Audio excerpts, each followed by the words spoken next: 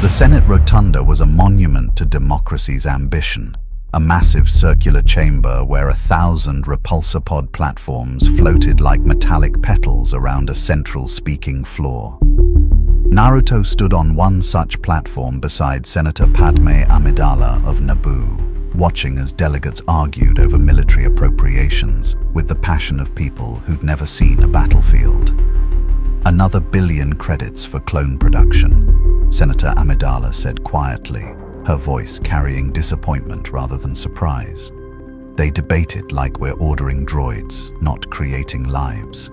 Naruto's hands clenched on the platform's railing.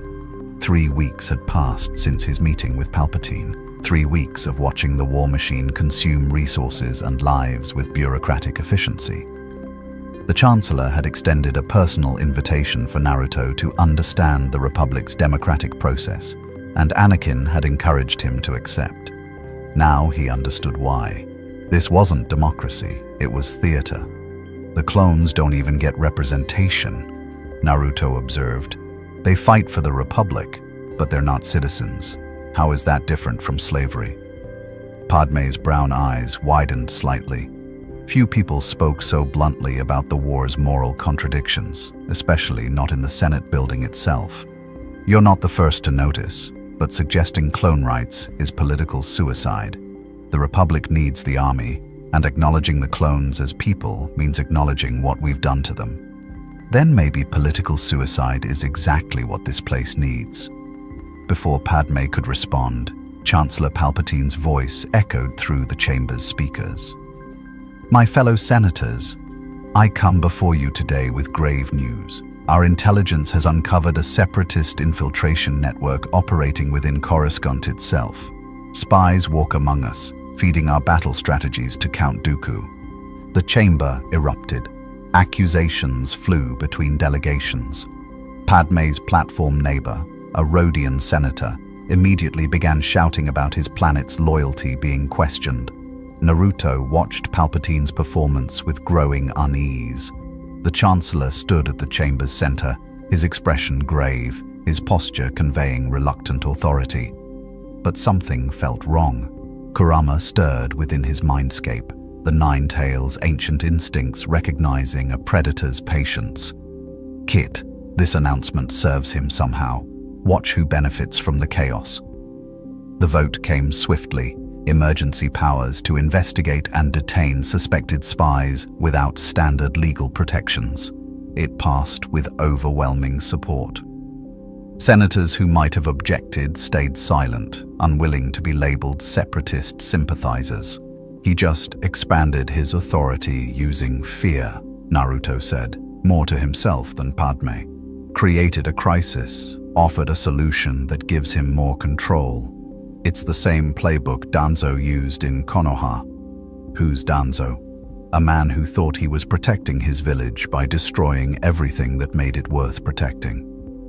Naruto's blue eyes tracked Palpatine as the Chancellor accepted congratulations from nearby senators. He's dead now.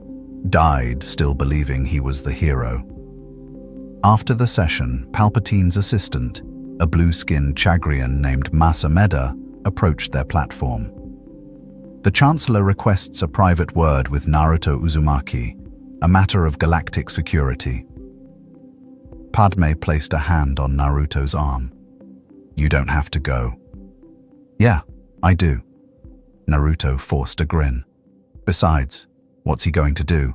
I've survived worse than politicians." The Chancellor's private office felt different this time. Last visit, it had been warm, welcoming, designed to put visitors at ease. Now it felt like a trap disguised as sanctuary, too quiet, too controlled, every element precisely placed. Palpatine stood at his window overlooking the Senate district, hands clasped behind his back. "Ah, Naruto, thank you for coming. I trust Senator Amidala has been an enlightening guide to our political process."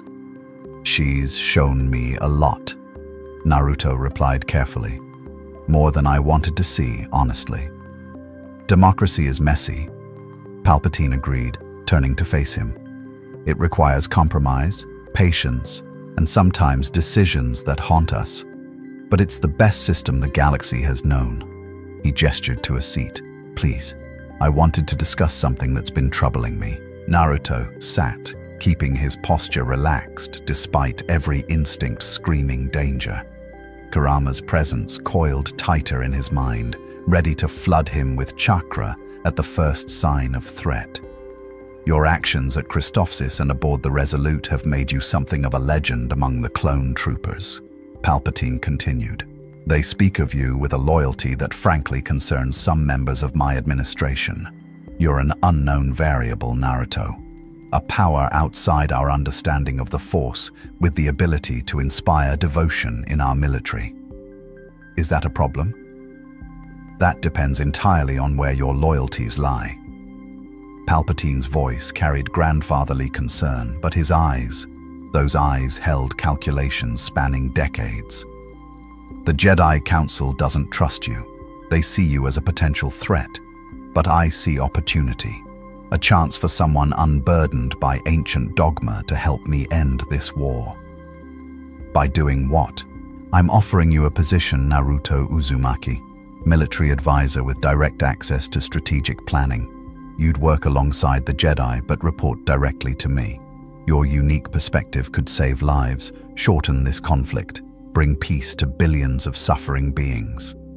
It was a masterful pitch, appealing to Naruto's desire to help people while binding him to Palpatine's authority. The kind of offer that looked like friendship, but felt like a collar. "And if I refuse?" Palpatine's expression didn't change, but something flickered in those ancient eyes. "Then you remain what you are now, a well-meaning outsider stumbling through galactic affairs you don't fully understand. The Jedi will continue viewing you with suspicion. The clones will follow you into danger without proper strategic oversight. And when tragedies occur, and they will occur, Naruto, you'll bear the weight of wondering if you could have prevented them. Guilt as a weapon, responsibility as a chain." Naruto had seen this manipulation before, felt it in the way Konoha's elders had tried to control him through obligation. "He's probing for weaknesses," Kurama warned, "testing how you respond to different types of pressure. This human is far more dangerous than any Biju I've encountered." "I need time to think about it," Naruto said finally. "Of course, these decisions shouldn't be rushed." Palpatine stood, signaling the meeting's end. "But don't take too long, my young friend. The galaxy doesn't wait for the uncertain, and opportunities like this rarely come twice." As Naruto left the office, passing clone shock troopers in red armor standing guard, he felt Kurama's unease intensify. "That was a test, kid, and I'm not sure we passed." "What do you mean?" "He wasn't trying to recruit you. He was measuring you, seeing how you think, what motivates you, where you can be pushed." The Nine-Tails tails lashed within the mindscape. That human is playing a game with rules we don't yet understand, and he's winning. Naruto walked through the Senate building's marble corridors, past politicians and aides and soldiers, all playing their parts in a system that felt increasingly like a stage. Somewhere in this galaxy, the real war was being fought. But here, in the heart of the Republic, something far more insidious was unfolding, and Naruto Uzumaki, shinobi of Konohagakure, had just been invited to dance with the devil himself. If you want to see more characters enter the Star Wars galaxy, hit that subscribe button and drop the name of a character you'd want to see in the comments below. May the Force be with you. The Jedi Temple archives stretched across 3 levels of crystalline data storage, each holocron and data crystal containing centuries of accumulated knowledge. Naruto had convinced Jocasta Nu, the chief librarian, to grant him limited access after explaining he wanted to understand the Republic's history. What he hadn't mentioned was his real purpose. Finding evidence of the Sith Lord Anakin suspected was hidden within the government. "You're wasting your time," Ahsoka said, perched on a reading table while Naruto scrolled through political records on a datapad. If there was a Sith in the Senate, the Jedi Council would have sensed it. Would they? Naruto didn't look up from the screen. Kurama says the dark side presence he senses is like a shadow behind the sun, hidden in plain sight because everyone's looking at the light. Kurama talks a lot for a giant chakra fox. "I can hear you, Padawan," Kurama rumbled through Naruto's consciousness, loud enough that Ahsoka's montrals twitched as if she'd sensed something. Naruto grinned. "He says you're impertinent. Tell him I've been called worse." Ahsoka leaned forward, her expression growing serious. "What exactly are you looking for?" "Patterns. Someone who's been in power during every major crisis. Someone who benefits from the war continuing." Naruto pulled up voting records from the past decade. Senator Palpatine became Chancellor right before the Clone Wars started. That's suspicious timing. It's also explainable. The previous Chancellor was corrupt and Palpatine was the reformer. That's why he won. Or that's the story. Naruto switched to military appropriations. "Look at this. Every Emergency Powers Act, every expansion of executive authority, every war measure that concentrates control in the Chancellor's office. Palpatine hasn't opposed a single one. He's built himself into the most powerful leader the Republic has ever had, and everyone thinks it's necessary because of the war." Ahsoka studied the data, her training warring with uncomfortable realization. That's how democracy dies in a crisis. People trade freedom for security. Exactly. And back home, I learned that the people who create the crisis are usually the ones offering the solution. Naruto pulled up another file, funding records for the clone army's creation. Sifo Dyas supposedly commissioned the clones, but he died before explaining why. Convenient. And guess who authorized the Republic's acceptance of the army when it was discovered? Chancellor Palpatine. Ahsoka breathed.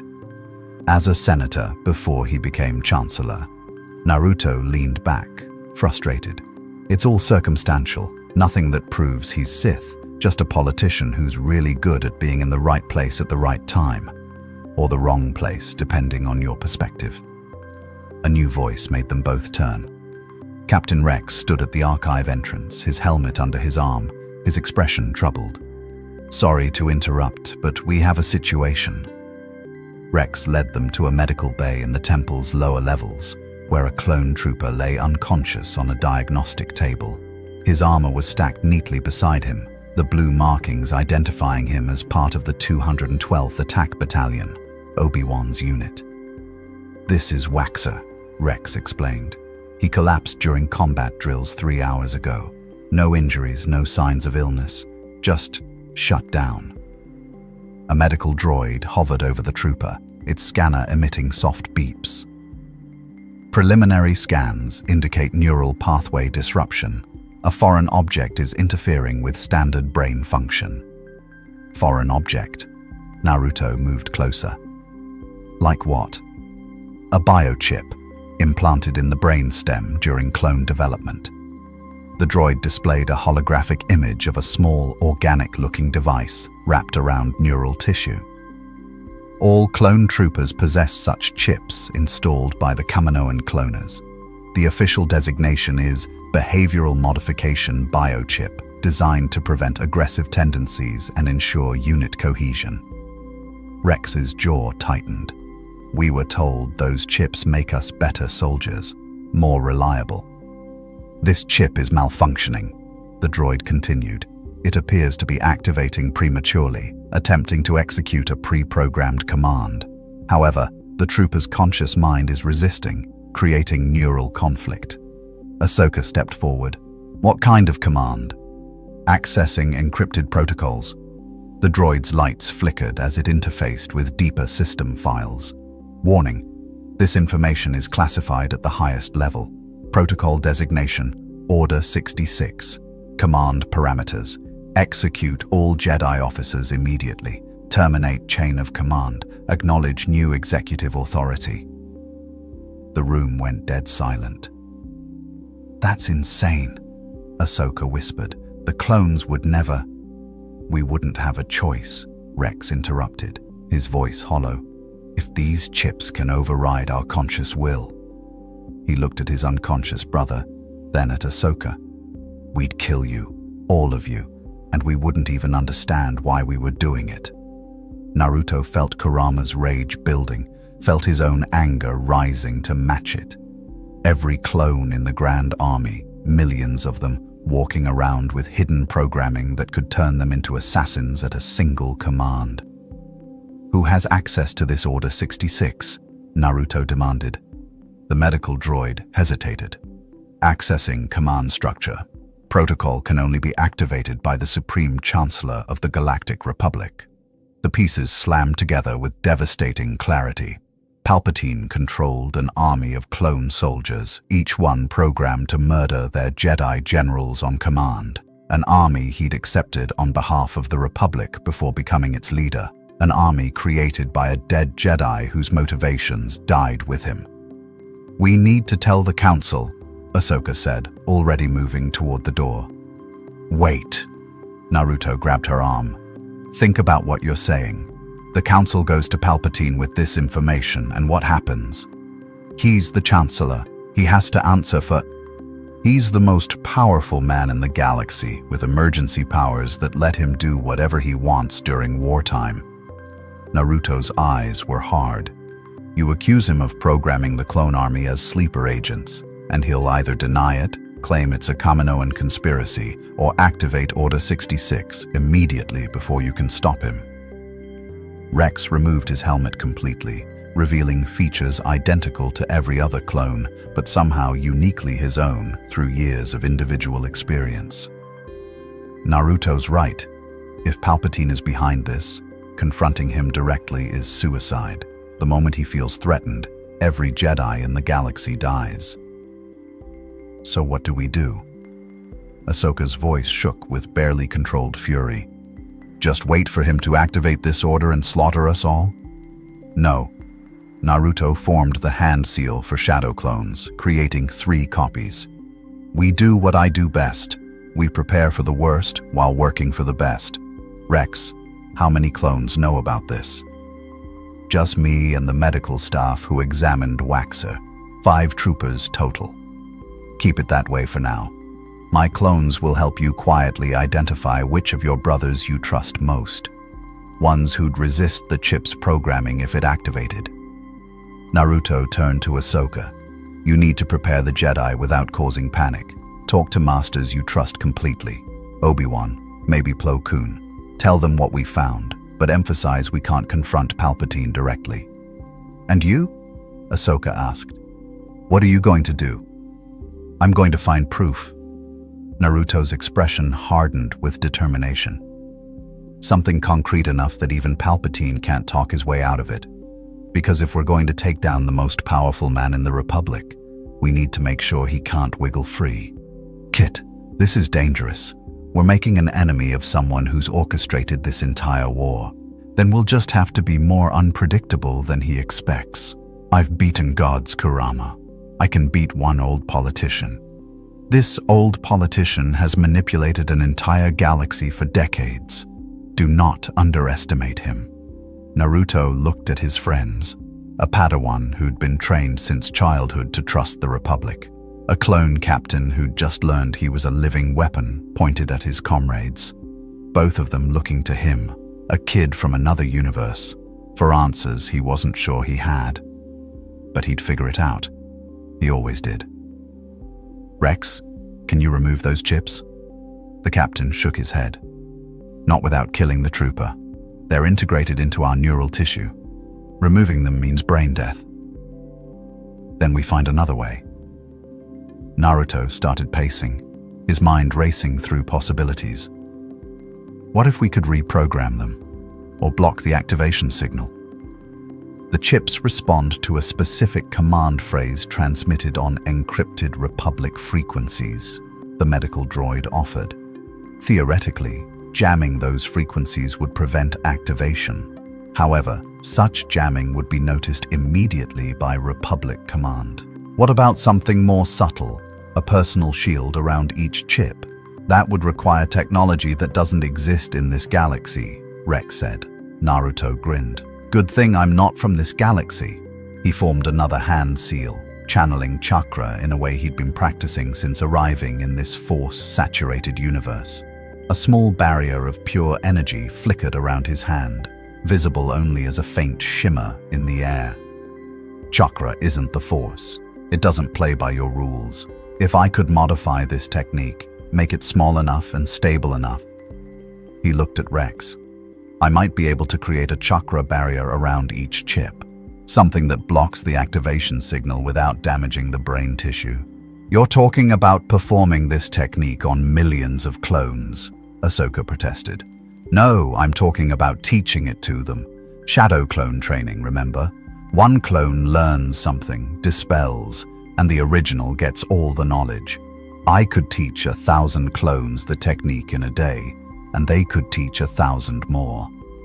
Naruto's grin widened. Exponential growth, the kind of thing that drives enemies crazy because they can't stop it. Rex looked at Waxer, still unconscious on the table, then at Naruto. This technique of yours, it would give us control over our own minds, make us immune to Order 66. That's the idea. Then teach me first. If it works, I'll spread it through the 501st. Will be your proof of concept. Rex, if this goes wrong, then I die with my mind intact instead of becoming a puppet. The captain's voice was steel. That's a trade I'll make. Ahsoka watched them both, saw the determination in Naruto's eyes and the desperate hope in Rex's, and made her own decision. I'll keep the council off your backs as long as I can. But Naruto, if Palpatine catches wind of this, he won't. Naruto placed a hand on Rex's shoulder, because we're not going to give him time to react. By the time he realizes what's happening, every clone in the Grand Army will be free. Ambitious, Kit. Perhaps too ambitious. Probably. But that's never stopped us before. The training room beneath the Resolute's barracks was designed for combat drills, but Naruto had repurposed it into something else entirely. A classroom where soldiers learned to reclaim their own minds. Rex sat cross-legged on the floor, his armor removed, wearing only the black bodysuit underneath. Around him, 10 carefully selected troopers from the 501st waited in identical positions. Chakra is different from the Force, Naruto explained, pacing before them. The Force connects all living things, right? It's external, something you tap into. But chakra is internal. It's created by combining your physical energy with your spiritual energy. Every living being has it, even if they don't know how to use it. Fives raised a hand. We were created in labs, accelerated growth, behavioral conditioning, combat training since we could walk. Do we even have spiritual energy? The question hung heavy in the recycled air. These men had been told their entire lives that they were products, not people. Property of the Republic, designed for a single purpose. Yes, Naruto said with absolute conviction. I can sense it in all of you. Every time you make a choice that's yours alone, every time you personalize your armor or nickname a brother or crack a joke during downtime, that's your spirit asserting itself. The Kaminoans tried to make you all the same, but they failed. You're individuals, and individuals have chakra. Rex spoke up, his eyes closed in concentration. I can feel something, like a warmth in my chest. That's it. That's your chakra network. Naruto knelt beside him. Now I need you to focus that energy, compress it, and direct it to a specific point in your brainstem, where the chip is located. How do I know where? You'll know. The chip is foreign. Your body recognizes it even if your conscious mind doesn't. Push your chakra toward that wrongness. Rex's breathing slowed. Sweat beaded on his forehead despite the climate-controlled environment. The other clones watched, silent witnesses to their captain attempting something their creators had never imagined. Then Rex gasped, his eyes snapping open. I feel it. There's something there, something cold and mechanical wrapped around my neural pathways. Good. Now here's the hard part. Naruto placed his hand on Rex's shoulder, letting the captain feel his own chakra flow as an example. You need to create a barrier around the chip, not to destroy it. That'll kill you. Just to isolate it, cut off its connection to external signals. Imagine your chakra as a shield, wrapping around the chip like armor. What if I do it wrong? Then we stop and try again. But Rex... Naruto's voice carried the weight of someone who'd faced death too many times to lie about its possibility. I won't let you die doing this. Kurama and I will pull you back if things go sideways. Trust me. Rex nodded once, then closed his eyes again. The next 30 minutes were agonizing. Naruto watched through his chakra senses as Rex struggled to manipulate energy his body had possessed but never consciously accessed. The captain's chakra flickered, surged, nearly dissipated entirely before stabilizing. Around the chip, a faint barrier began to form, fragile as spun glass, but present. "You're doing it," Naruto whispered. "Just a little more, hold it steady." Rex's entire body trembled with effort. Blood trickled from his nose. His hands clenched into fists hard enough that his knuckles turned white. Then, with a final push that made the lights in the training room flicker, the barrier solidified. Rex collapsed forward, gasping. Naruto caught him, and the other clones rushed forward, Kix pulling out his medical scanner. "His neural activity is stabilizing," Kix reported. "No damage detected, but there's something else, some kind of energy field around the biochip. It's not showing up as anything our scanners recognize, but it's definitely there." "That's the chakra barrier," Naruto said, helping Rex sit up. "How do you feel?" "Like I just fought a battalion single-handed." Rex wiped blood from his face, then paused. His expression shifted from exhaustion to wonder. "But there's something else. I can feel the chip now, really feel it. And it's quiet, like it's been muffled somehow." "That's because it has been," Naruto grinned. "The barrier is blocking external signals from reaching it. Order 66 could be broadcast galaxy-wide and your chip wouldn't receive the command." 5 stepped forward. "Show me how to do it." "Me too," Jesse added. "All of us," Hardcase said, and the other clones nodded in agreement. Over the next 6 hours, Naruto guided each trooper through the process. Some learned faster than Rex, their chakra networks more responsive. Others struggled for hours before achieving even a flicker of barrier formation. But by the time the chronometer showed 0400 hours, all 10 clones bore chakra barriers around their inhibitor chips. "This is just the beginning," Naruto said, addressing his exhausted but triumphant students. "Each of you needs to teach 10 more brothers. Then those 100 teach 10 each. It'll spread exponentially through the Grand Army, but quietly. No official channels, no records. This stays between clones you trust with your lives." "What do we tell them?" Rex asked. "They'll want to know why." "Tell them the truth. That you found a way to protect your minds from outside control. That you deserve to make your own choices." Naruto met each clone's eyes in turn. "And tell them that someone from outside this galaxy believes they're more than weapons. They're people worth fighting for." Inspirational speech, Kit. But we're starting something that could backfire catastrophically. If Palpatine learns what we're doing before enough clones are protected, then we'd better work fast. 3 days later, 500 clone troopers across 4 different battalions had learned the chakra barrier technique. Word spread through unofficial channels, clone to clone, brother to brother, an underground resistance network forming within the Grand Army itself. Naruto worked 18-hour days, using shadow clones to teach multiple groups simultaneously, while his original body researched Palpatine's history in the temple archives. Ahsoka ran interference with the Council, claiming Naruto was studying Republic military tactics. Anakin, when he wasn't commanding fleet operations, provided cover by requisitioning training facilities for experimental combat techniques. But they all knew time was running out. On the 4th day, Naruto found something. "Look at this." He pulled up a holographic display in the archive's private study room where Anakin, Ahsoka, and Rex had gathered for their evening briefing. Financial records from 20 years ago. Someone created a secret bank account on Argao, a banking planet that specializes in anonymous transactions. That account funded the initial down payment to the Kaminoans for the clone army. Sifo Dyas? Ahsoka suggested. That's what everyone assumes.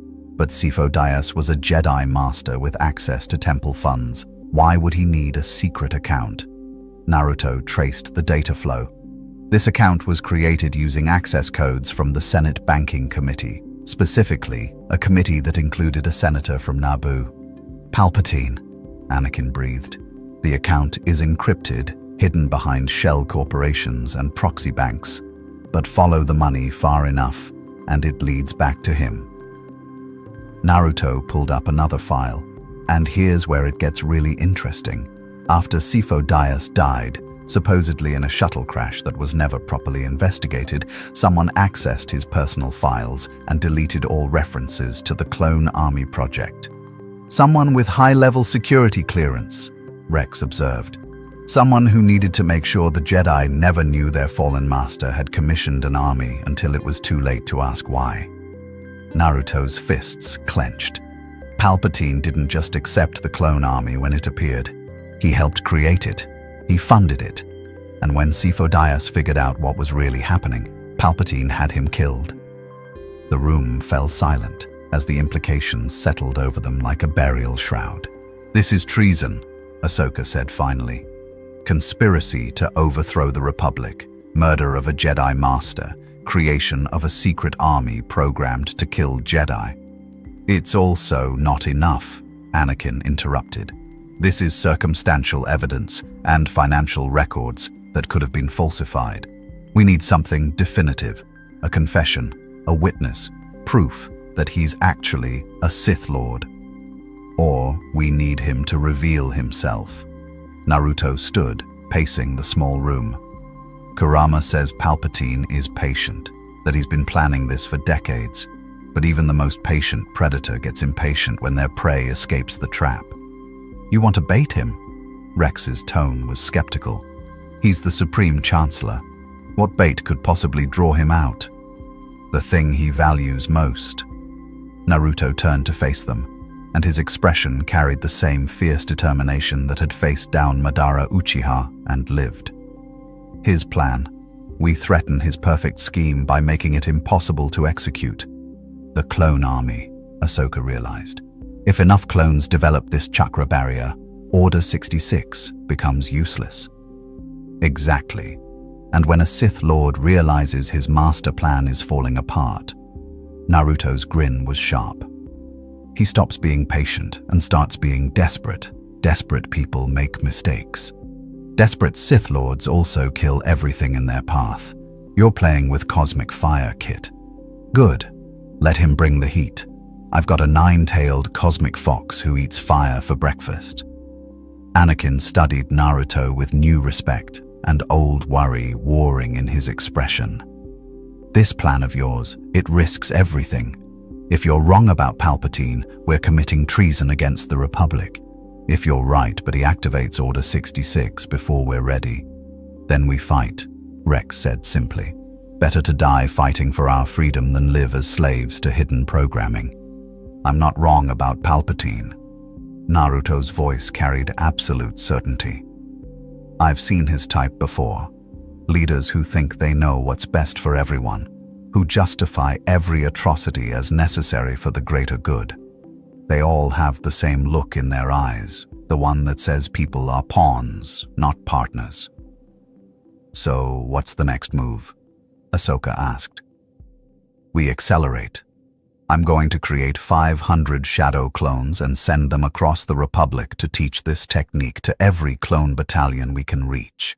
Meanwhile, he looked at Anakin. You're going to arrange a meeting with Palpatine.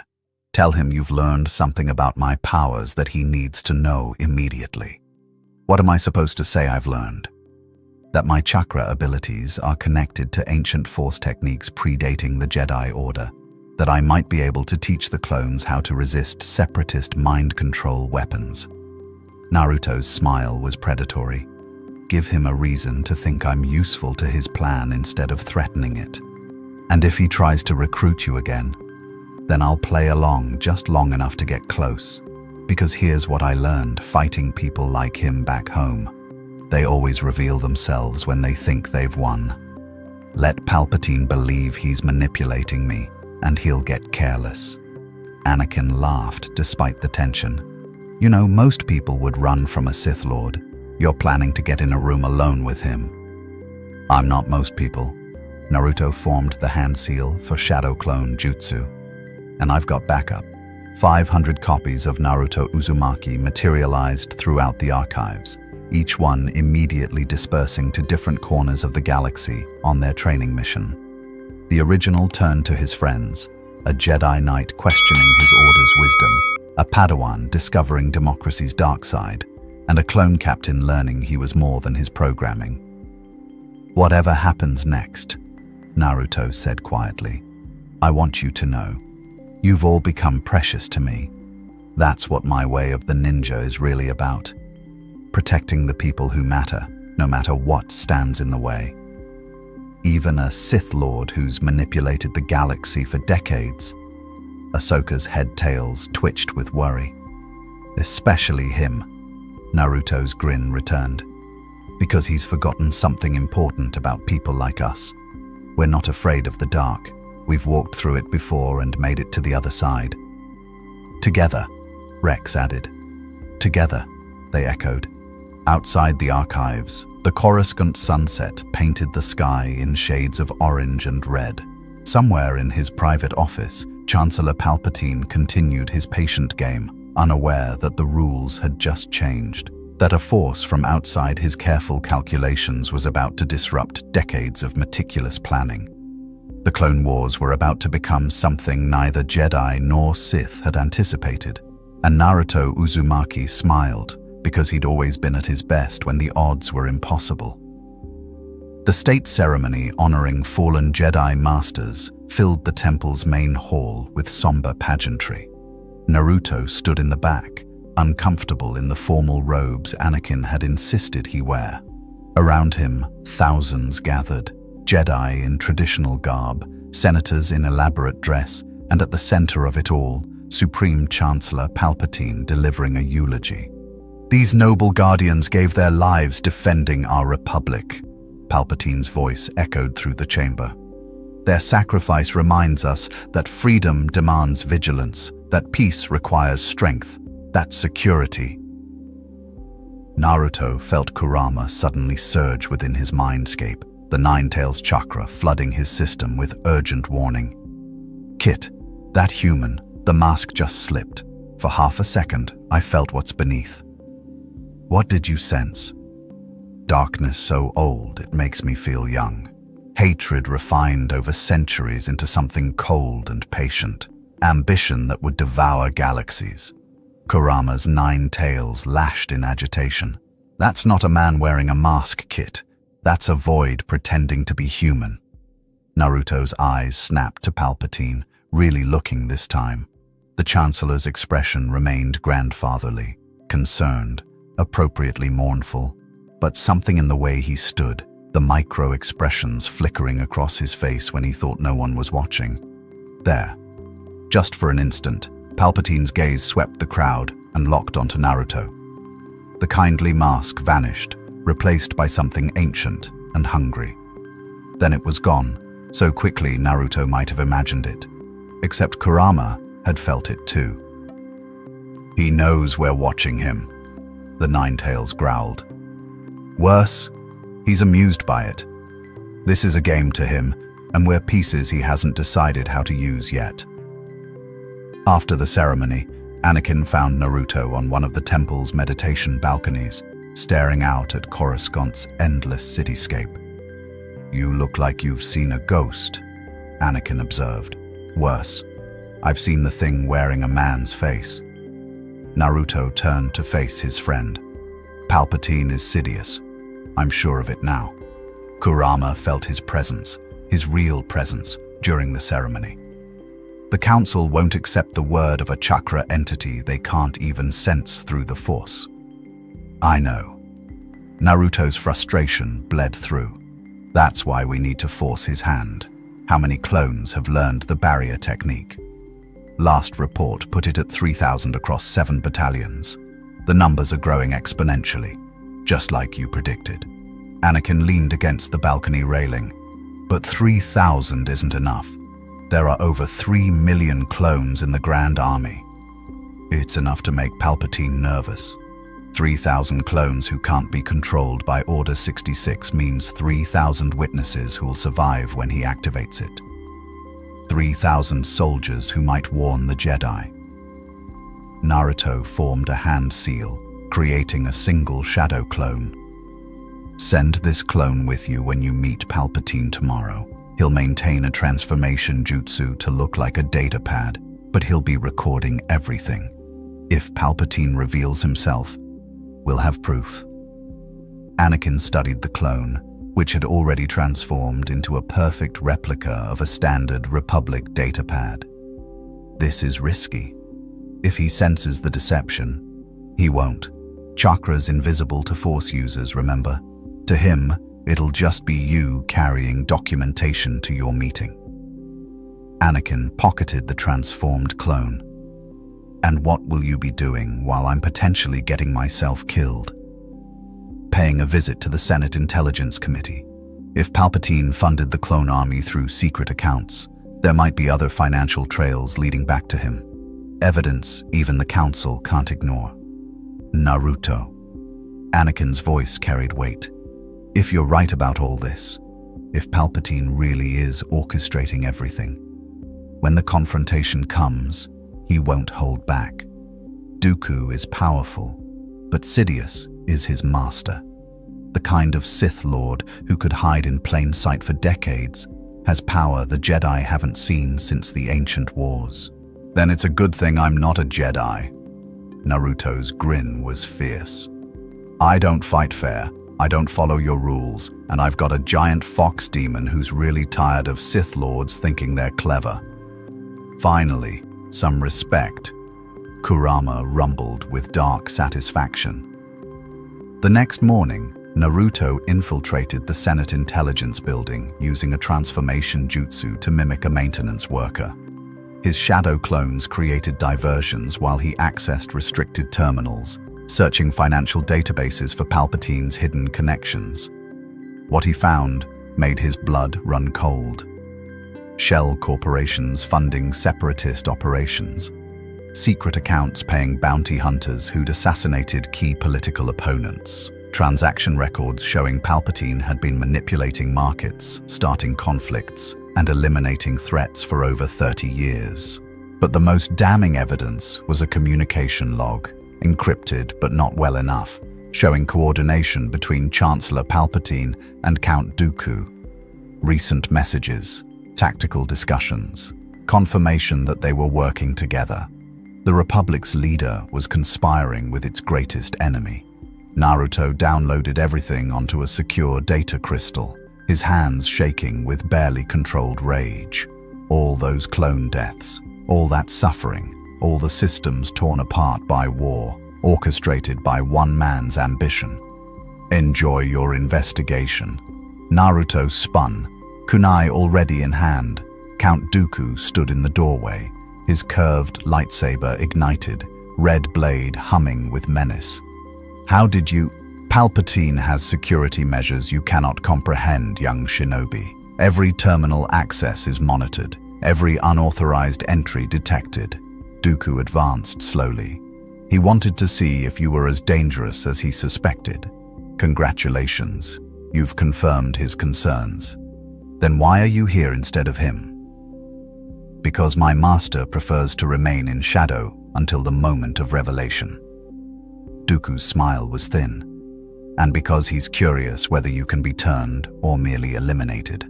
I'm here to test which option serves our purposes. Naruto created 20 shadow clones, all drawing kunai wrapped with explosive tags. I've got an option 3 for you. I kick your ass and drag you before the Jedi Council as proof of Palpatine's treason. ambitious. Dooku's lightsaber traced patterns in the air, but ultimately futile. You cannot stop what's coming, Naruto Uzumaki. Order 66 will execute, the Jedi will fall, and the Republic will transform into something far greater than democracy ever achieved. An empire, Naruto said quietly, with Palpatine as Emperor. Finally, you understand. Now, will you serve the inevitable future, or die defending a dying past? Naruto's answer was a Rasengan slamming toward Dooku's chest. The Sith Lord deflected with the Force, sending the attack careening into a wall. The explosion shook the entire building, and across Coruscant, in the Supreme Chancellor's office, Palpatine smiled. The game was accelerating exactly as planned. The battle with Dooku lasted 7 minutes. 7 minutes of Naruto's clones being systematically dismantled by Force lightning and lightsaber precision. Dooku fought with the calm of someone who'd already won, deflecting explosive tags and countering Rasengans with calculated ease. Then Anakin's voice crackled through Naruto's communicator. "Naruto, abort whatever you're doing. Palpatine knows. He knows everything." Naruto's blood turned to ice. His distraction cost him. Dooku's Force push sent him crashing through a wall into an adjacent corridor. The Sith Lord didn't pursue. He simply deactivated his lightsaber and bowed mockingly. "My work here is complete. Lord Sidious will contact you shortly with his proposal." Dooku vanished into the shadows with the ease of someone intimately familiar with the building's layout. Naruto scrambled to his feet, ribs aching, and activated his comm. "Anakin, report." The datapad clone. Palpatine crushed it the moment I entered his office. He knew exactly what it was. Anakin's voice shook with barely controlled fury. "He's been playing us, Naruto. Every move we made, he anticipated. The clone training, the financial investigation, all of it. He's been watching us stumble around his web like trapped insects." "Where are you now?" "Heading back to the temple." He dismissed me with a smile, like Anakin paused. Like a master indulging a student's failed test. He's not even worried. Naruto ran toward the Senate building's exit, his mind racing. If Palpatine knew about the chakra barriers, knew about their investigation, then the only question was when he'd activate Order 66. Not if. When. "Kit, we need to warn the clones. If he triggers the order now. 3,000 are protected. 3 million aren't." Naruto burst out onto Coruscant streets, immediately creating 50 shadow clones that dispersed in every direction. "We need to accelerate everything. Now." The Jedi Temple Council chamber had never felt so much like a tomb. Naruto stood in the center, while 12 holographic projections of council members stared down at him with varying degrees of suspicion, concern, and barely concealed hostility. "Grave accusations you bring," Yoda said, his ancient eyes unreadable. "The Supreme Chancellor, a Sith Lord. Evidence of this, have you?" Naruto held up the data crystal.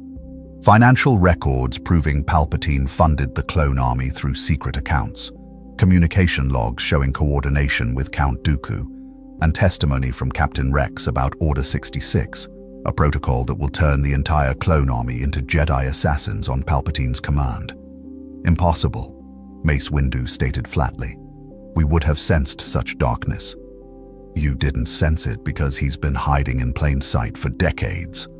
Naruto's frustration boiled over.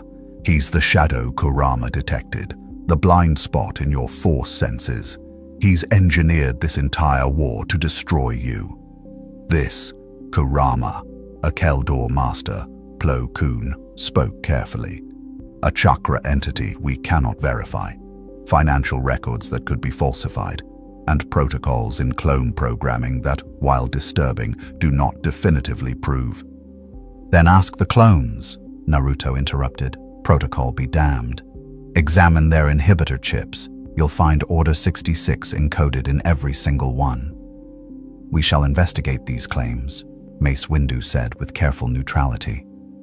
"But understand, Naruto Uzumaki, Accusing the Supreme Chancellor of treason requires absolute proof. Without it, you risk tearing the Republic apart from within, which serves only our enemies. Your enemy is within. He's sitting in the Chancellor's office right now, waiting for you to ignore the warning so he can... The chamber's lights flickered. Every hologram stuttered, and for a moment Naruto could have sworn he saw something else. A presence, vast and malevolent, observing through the Force itself. Then it was gone. "This council will deliberate," Yoda said, his tone brooking no argument. "For now, remain in the temple. You must.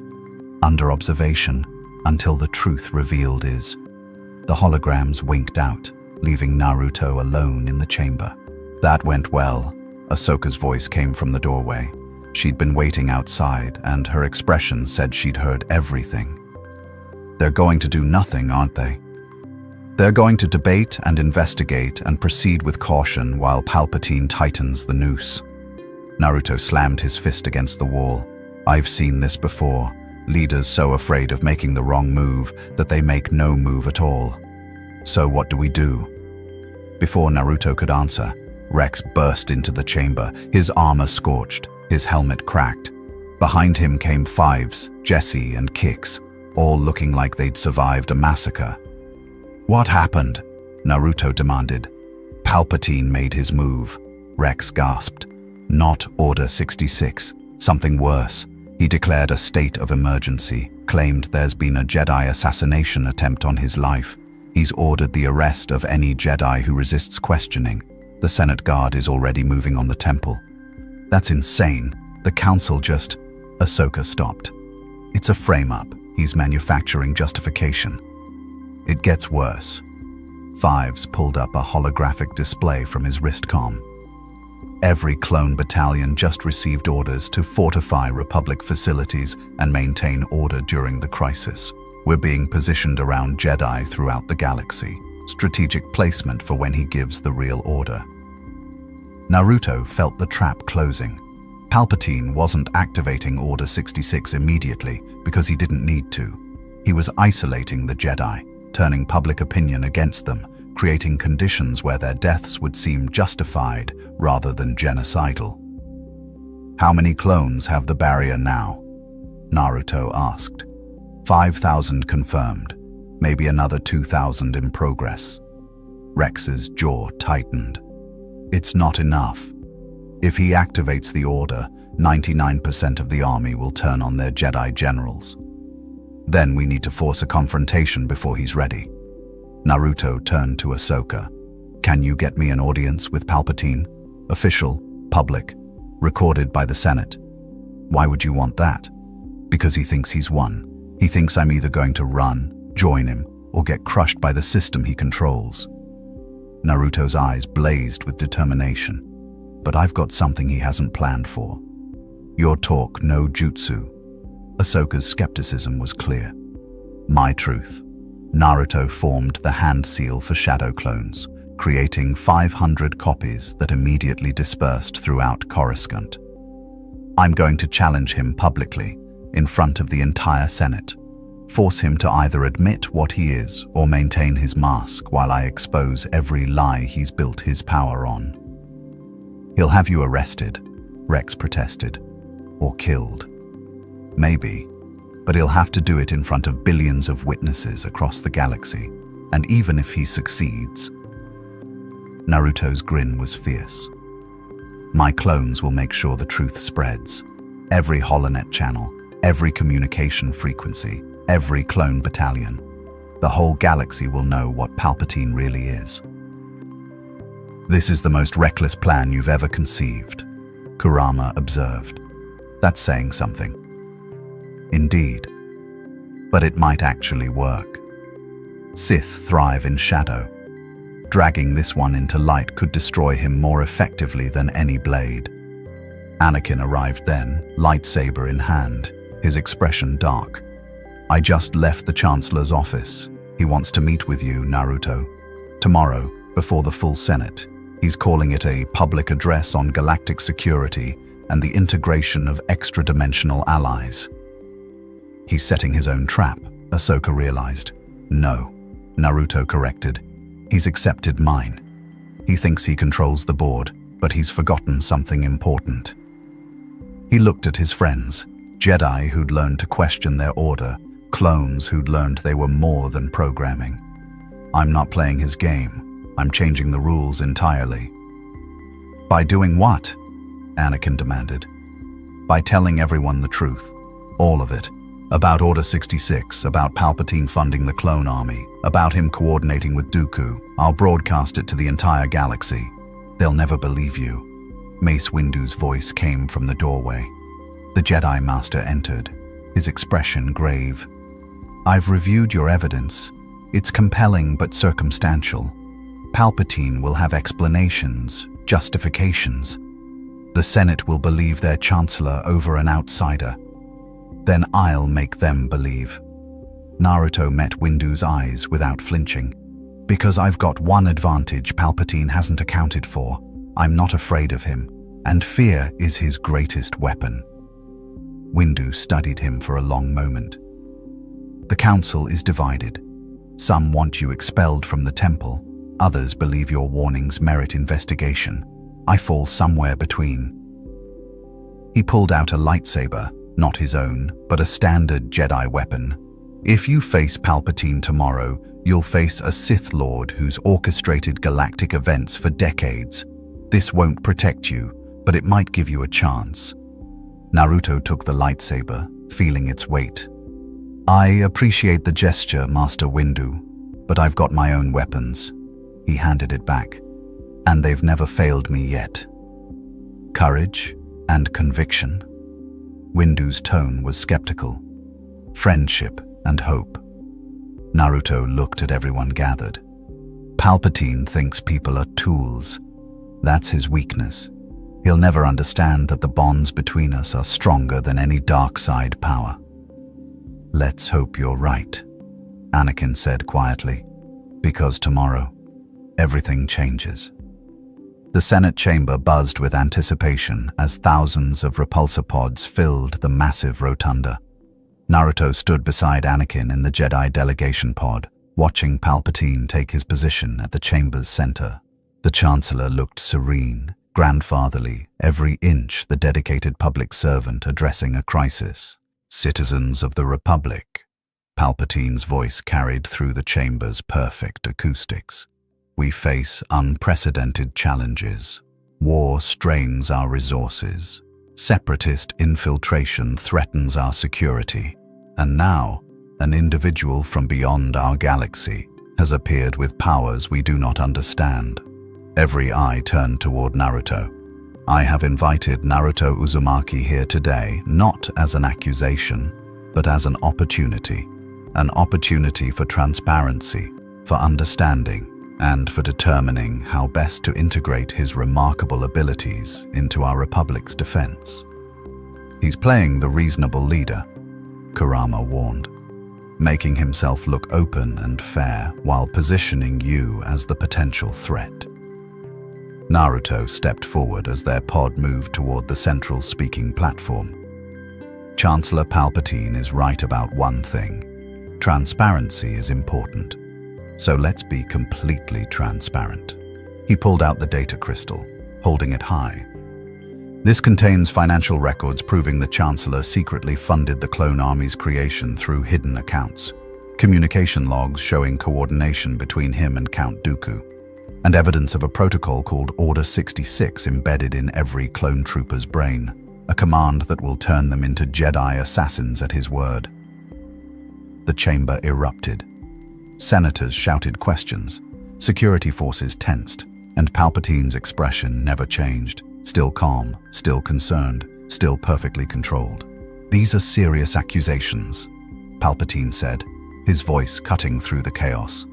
Born, I suspect, from misunderstanding our Republic's complex security apparatus. The financial records Mr. Uzumaki references are indeed classified. They pertain to covert operations necessary during wartime. As for coordination with Count Dooku, he spread his hands sadly.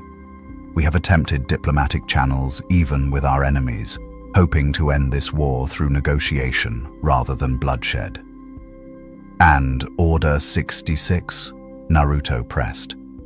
A protocol, like many in the clone army's programming, designed for specific contingencies. In this case, the tragic scenario where a Jedi falls to the dark side and must be neutralized for the Republic's protection. Palpatine's tone was patient, explanatory. Surely you don't suggest we should have no safeguards against such possibilities? The Senate murmured agreement. It sounded reasonable. Everything Palpatine said sounded reasonable, except Jedi who fall to the dark side are tried by the Jedi Council, not executed by programmed soldiers, Naruto countered, unless the real purpose is to eliminate all Jedi when you give the command.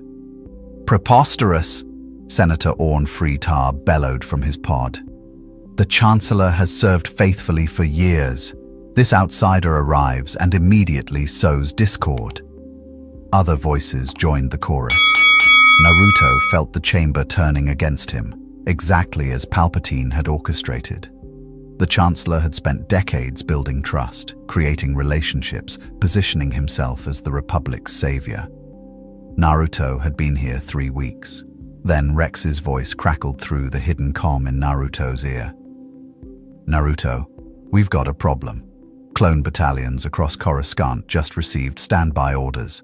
They're preparing for something big.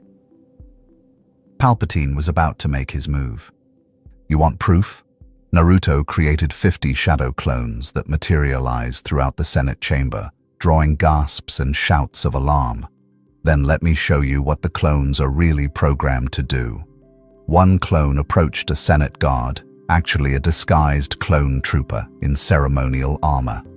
Brother, the clone said, loud enough for recording devices to capture. Execute Order 66. Nothing happened. The trooper looked confused. Again, Naruto's clone insisted. Order 66, the command to kill all Jedi. I don't know what you're talking about, the trooper said, genuine bewilderment in his voice. Naruto's heart sank. The trooper had learned the chakra barrier. He was immune to the command, but to everyone watching, it looked like the order didn't exist. Palpatine's smile was gentle, almost pitying. As you can see, these wild accusations are baseless. Mr. Uzumaki, I understand you've experienced trauma. Being torn from your home universe would distress anyone. Perhaps you've projected your own world's conflicts onto ours.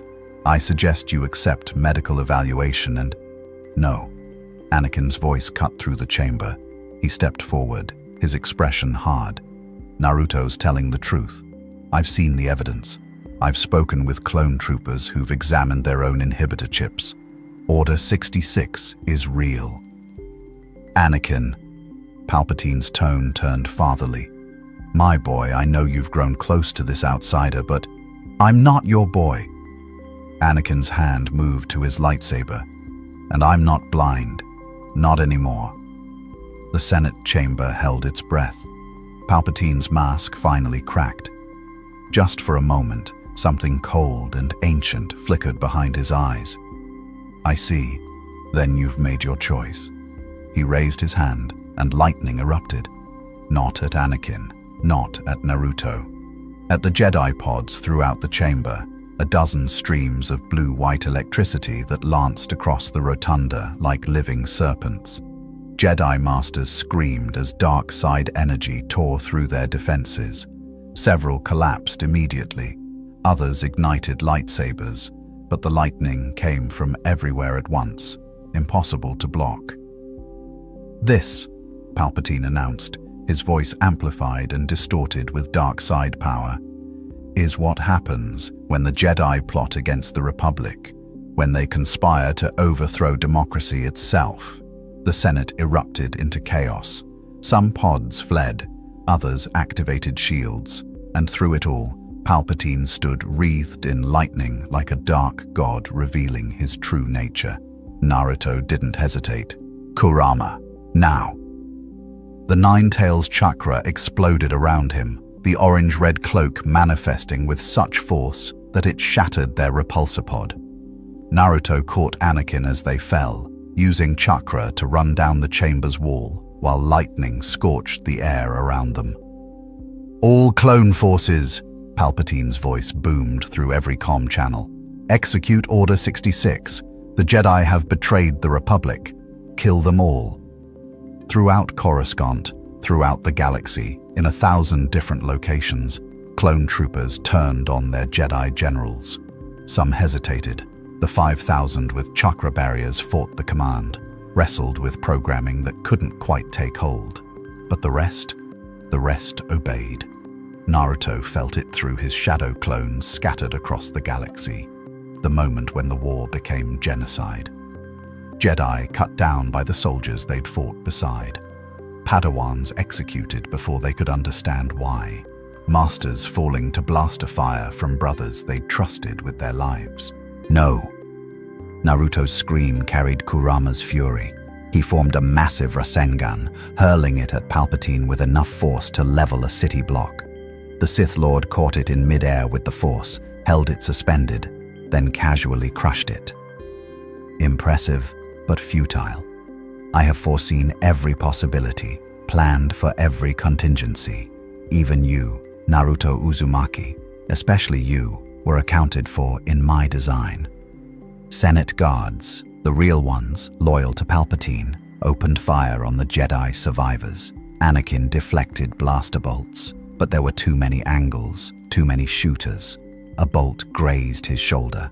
Another took down Master Shak Tai as she tried to reach younglings cowering in an observation gallery. "Rex!" Naruto shouted into his comm. "Activate Protocol Uzumaki!" Across Coruscant, the 5,000 barrier-trained clones received the signal. They'd prepared for this moment, war-gamed every scenario. Now they moved, not against Jedi, but against their own brothers. Stunning non-lethal shots, desperate tackles, anything to stop the massacre without killing the troopers who couldn't help obeying their programming. But 5,000 against 3 million was mathematics that didn't favor mercy. Palpatine laughed, a sound like stars dying. "Did you truly believe you could teach enough clones to matter? That your pitiful chakra barriers could stop an order decades in the making?" He gestured, and Senate guards collapsed, their life force drained in seconds to fuel dark side power. "I am the Senate, I am the Republic, and I will remake this galaxy in my image." "Then you'll have to go through me first," Naruto charged, clones manifesting around him in a coordinated assault. 100 Rasengans converged on Palpatine from every angle. The Sith Lord's response was a force scream that shattered them all, a wave of pure dark side energy that dispelled clones and sent Naruto crashing through a Senate pod's viewing shield. Glass shattered, metal screamed, and through it all, Palpatine advanced with the inevitability of a cosmic force. "You cannot defeat me, child. I have studied the dark side for longer than your village has existed. I have planned this victory since before you were born. You are nothing but an amusing footnote in..." A green lightsaber pierced through his shoulder from behind. Ahsoka stood there, her young face set with absolute determination. "You talk too much." Palpatine's scream shook the Senate chamber. Not pain, but rage that reality had dared deviate from his perfect plan. He spun with inhuman speed, his hand shooting forward. Force lightning erupted, but Ahsoka was already moving, her dual lightsabers spinning in a defensive pattern Naruto had never seen. The lightning splashed against the plasma blades, redirecting into the chamber walls. Structural supports melted. Repulsor pods sparked and failed, crashing to the floor hundreds of meters below. "Foolish child," Palpatine's voice had lost all pretense of humanity. "You delay the inevitable. Delay's all we need." Naruto was back on his feet, Kurama's chakra flooding his system. His body shifted, not quite the full Nine-Tails transformation, but something between human and Biju. Clawed hands, slitted eyes, power that made the air itself shimmer with heat. He hit Palpatine like a meteor. They crashed through the Senate chamber's central platform, through 3 levels of substructure, into the maintenance tunnels beneath. Naruto's fists were a blur, each strike enhanced by Kurama's chakra, each impact creating shockwaves that cracked Durasteel like pottery. But Palpatine wasn't there. He flowed between attacks like smoke, his dark side mastery letting him exist half a second ahead of every strike. A gesture sent debris flying at Naruto's head. Another pulled oxygen from his lungs. A third tried to stop his heart directly through the Force. Except the Force couldn't touch chakra that way. Naruto's energy system was fundamentally different. External manipulation slid off like water from oil. Fascinating, Palpatine hissed, his face now revealed in full Sith corruption.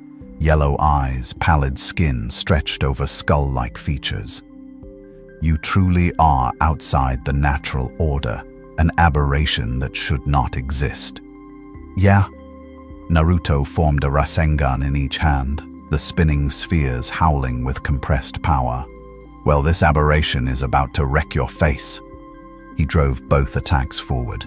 Palpatine caught them in force barriers, but chakra and the Force weren't meant to interact this way. The collision created a feedback loop, energy spiraling out of control, building toward critical mass. If you detonate those here, you'll collapse the entire Senate district, Palpatine snarled. Good. Naruto pushed harder, chakra flooding into the Rasengans until they blazed like miniature suns. Your empire dies in its crib. For the first time, uncertainty crossed Palpatine's features. He'd planned for Jedi, for clone armies, for political maneuvering. He hadn't planned for a kamikaze shinobi who'd blow himself up just to take the enemy down. The Sith Lord teleported, actual Force teleportation that carried him 50 meters away in an instant. The Rasengans detonated where he'd stood, and the explosion tore through the maintenance level like the fist of an angry god. Above, in the Senate chamber, Anakin and Ahsoka fought a desperate battle against Senate guards and the first wave of clone troopers responding to Order 66. Rex arrived with his barrier-trained brothers, creating a perimeter around surviving Jedi. "Master Windu's at the temple," Rex shouted over blaster fire. "He's trying to evacuate younglings, but there are battalions surrounding the building." "Go!" Anakin deflected another volley. "Get those kids out. We'll hold here." "What about Naruto?" As if in answer, another explosion rocked the building. Dust and debris rained from the ceiling. Through the hole in the Senate floor, they could see flashes of orange chakra and blue lightning, two impossible powers locked in combat that shouldn't exist in this galaxy. "He's buying us time," Ahsoka realized. Every second Palpatine spends fighting him is a second the Jedi have to escape. In the tunnels below, Naruto and Palpatine's battle had evolved beyond physical combat into something stranger. The Sith Lord tried to dominate Naruto's mind directly, pushing dark side visions of failure and death. But those visions shattered against memories of Kurama, actual experience with a demon who'd tried the same thing for years. "His mental attacks are crude compared to mine," Kurama observed with disdain. "This fool thinks darkness is enough. He's never faced someone who's already walked through hell and made friends with the devil." Naruto created 1,000 shadow clones.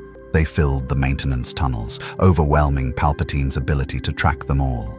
Some were destroyed by lightning, others by force crushes that pulped flesh and bone, but for every clone that fell, 10 more pressed the attack. "You cannot win!" Palpatine screamed, his composure finally cracking. "I have orchestrated this for decades. Every piece is in place. You are one variable in a galaxy-spanning equation. Then I'll be the variable that breaks your math." Naruto's original body, hidden among the clones, prepared his most dangerous technique. The one Jiraiya had warned him never to use unless absolutely necessary. The clones formed a perimeter, sacrificing themselves to keep Palpatine's attention divided. The original gathered natural energy, pulling it from the devastated Senate building, from Coruscant's polluted air, from the very foundations of the city planet. Sage mode activated. Orange pigmentation appeared around Naruto's eyes. His perception expanded, not force sensitivity, but something parallel. He could feel the flow of battle, the patterns of energy, the exact moment when Palpatine would strike next. The Sith Lord's force lightning lanced toward him. Naruto was already moving, his enhanced speed letting him slip between the electrical streams like threading a needle.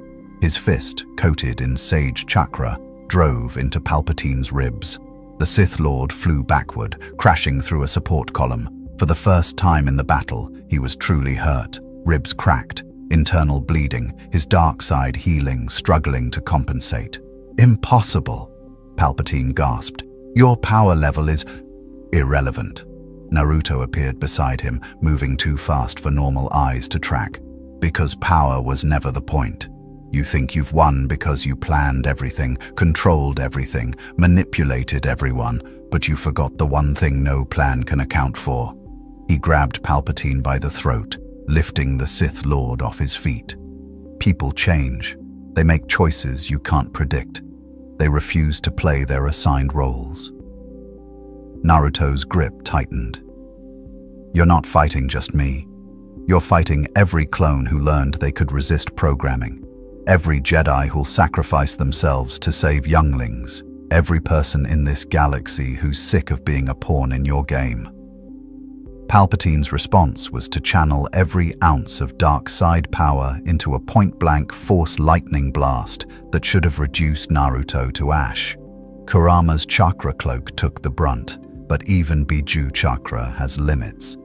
Naruto screamed as electricity found pathways through his defenses, cooking nerve endings and searing flesh. His grip loosened.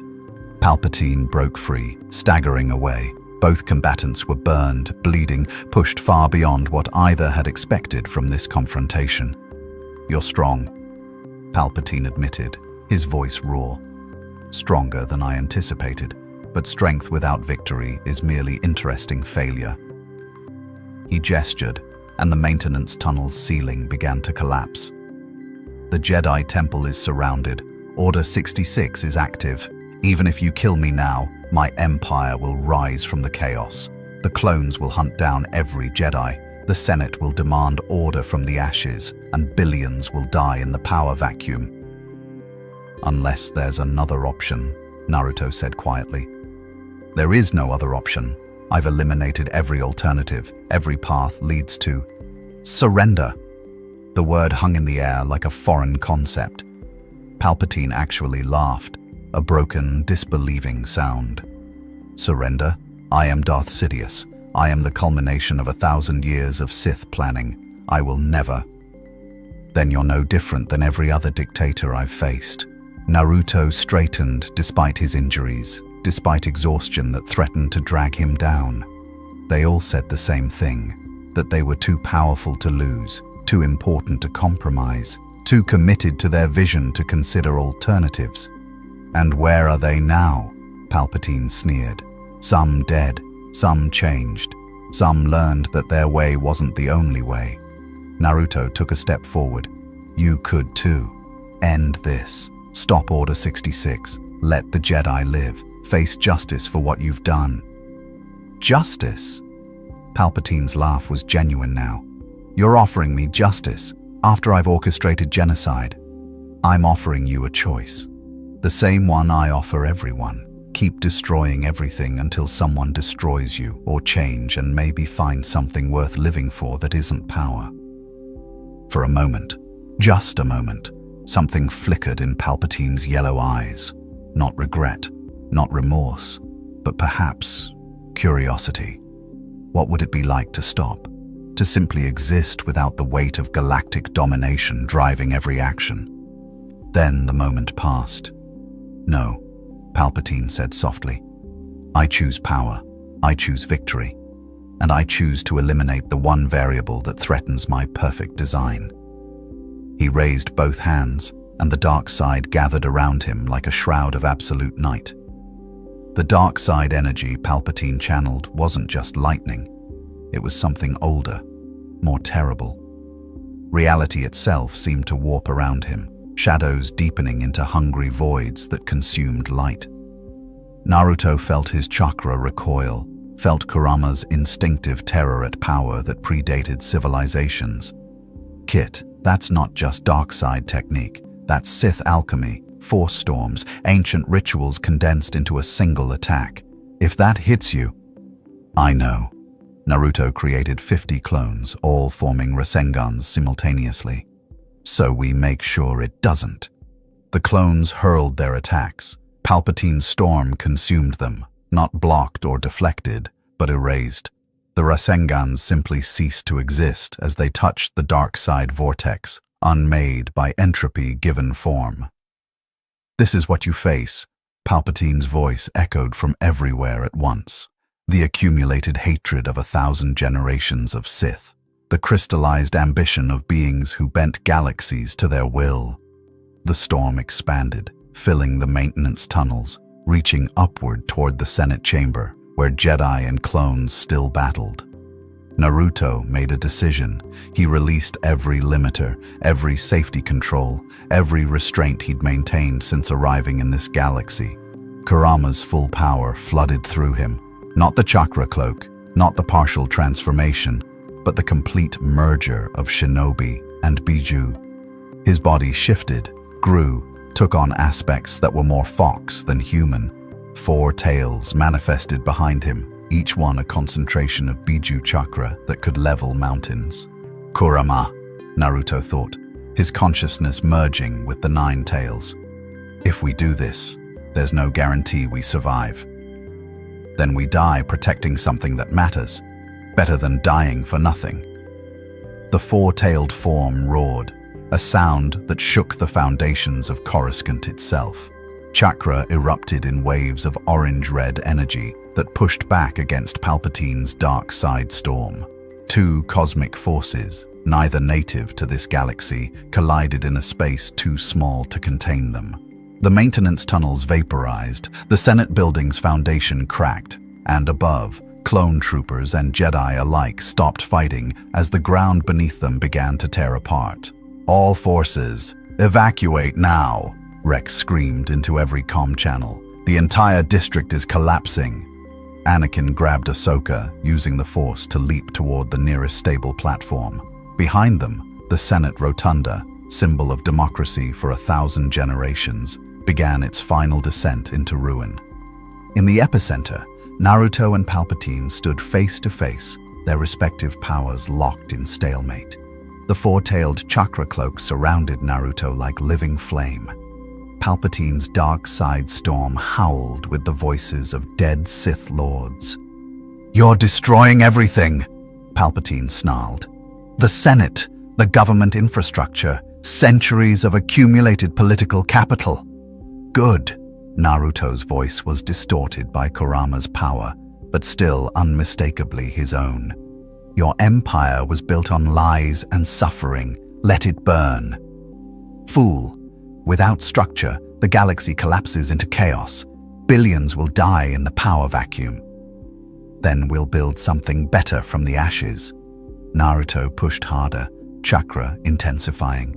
Something not built on clone slavery and Jedi genocide, something where people matter more than plans.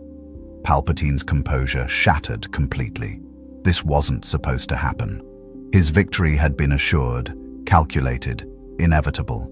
Now this impossible outsider was destroying decades of work through sheer stubborn refusal to accept the predetermined outcome. "I will not be denied." The Sith Lord pulled deeper into the dark side, channeling powers that would have burned out a lesser practitioner.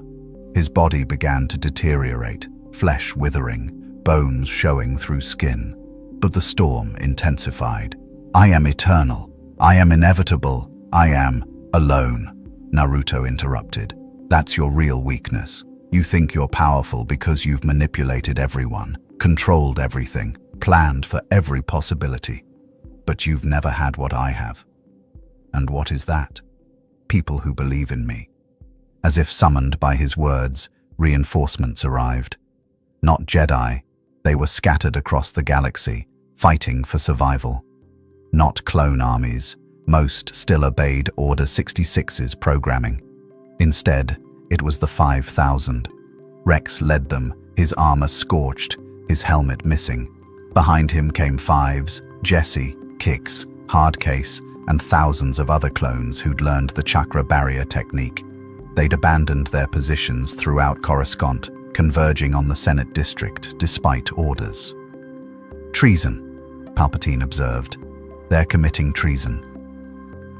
"They're making a choice," Naruto corrected. "That's what terrifies you most, people choosing something other than your design." The clones opened fire, not at Naruto, but at the Senate building's remaining supports, calculated shots that brought down sections of infrastructure, creating barriers between Palpatine's storm and the civilian districts beyond. They were containing the damage, limiting the collateral. "Rex!" Anakin's voice crackled through the calm. "What are you doing?" "Choosing," Rex replied simply. "All of us. We're choosing who we want to be." More clones arrived, abandoning their assigned positions. Some came alone. Others brought Jedi they'd refused to execute despite their programming screaming at them to comply. The 5,000 became 10,000, then 15, as word spread through the clone networks. Palpatine watched his perfect army fracture in real time. No. This wasn't. Order 66 is absolute. The inhibitor chips cannot be resisted, except by clones who learned they're more than programming, Naruto said. Except by people who discovered they have power you never accounted for. Except by brothers who choose each other over orders. The dark side storm flickered, weakened by Palpatine's disbelief. How had this happened? Where had his calculations failed? Naruto saw the opening and took it. His four-tailed form surged forward, moving through the storm like it was mere wind. One clawed hand caught Palpatine by the throat. The other formed a Rasengan, but not a normal one. This sphere contained Sage Chakra, Kurama's power, and something else. Something Naruto had learned from watching the clones. Hope. Connection. The fundamental belief that people could change. "Last chance," Naruto said, his face inches from Palpatine's deteriorating features. "Surrender. Face justice. Stop this before more people die." Palpatine's response was to laugh, a broken sound. "Justice? From whom? The Jedi I orchestrated into extinction? The Senate that gave me emergency powers? The Republic I already control?" His yellow eyes blazed with final defiance. "There is no justice, boy. There is only power and those too weak to seek it." "Wrong answer." Naruto drove the Rasengan into Palpatine's chest. The technique didn't just damage the Sith Lord physically, it disrupted his connection to the dark side, severed the carefully maintained pathways that let him channel centuries of accumulated power. Palpatine screamed, and it wasn't pain, but loss.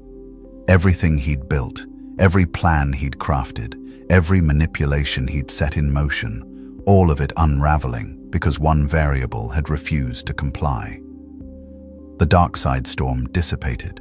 The maintenance tunnels, what remained of them, fell silent except for settling debris. Palpatine collapsed, his body broken, his power shattered. But he was alive. "Finish it," he gasped. "Kill me. Prove you're no different than—" No. Naruto released his four-tailed form, letting Kurama's power recede. He stood over the Sith Lord in his normal body, battered, bleeding, exhausted, but human. "I'm not going to kill you. You're going to face trial. Face the people you manipulated. Face the clones you programmed. Face every Jedi who survived your genocide attempt. They'll execute me anyway. Maybe, but that'll be their choice, not mine." Naruto turned away. "Because that's the difference between your way and mine. You think the only options are domination or death. I know there's always another path." Rex approached, binders in hand. "I'll take him into custody. The 501st will guard him until—" He paused. "Until what?" "The Republic is in chaos. The Senate is destroyed. Order 66 is still active for most clone battalions." "Then we fix it," Naruto said simply. "One problem at a time. First, we stop the killing. He created 500 shadow clones. Spread across the galaxy, find every Jedi you can. Tell them to stop fighting, to hide, to survive. The clones with barriers will help, the ones still under programming. He hesitated. We'll find a way to free them. And the Empire? Ahsoka had arrived, her lightsabers deactivated but ready. Palpatine said it himself. There's a power vacuum now.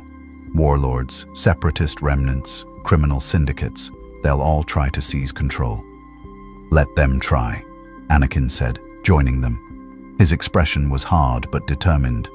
The Republic might be broken, but the idea behind it isn't. We can rebuild something better. Without clone slavery, Rex added. Without Jedi isolation, Ahsoka agreed. Without one person controlling everything, Naruto finished. He looked at Palpatine, broken, defeated, but alive.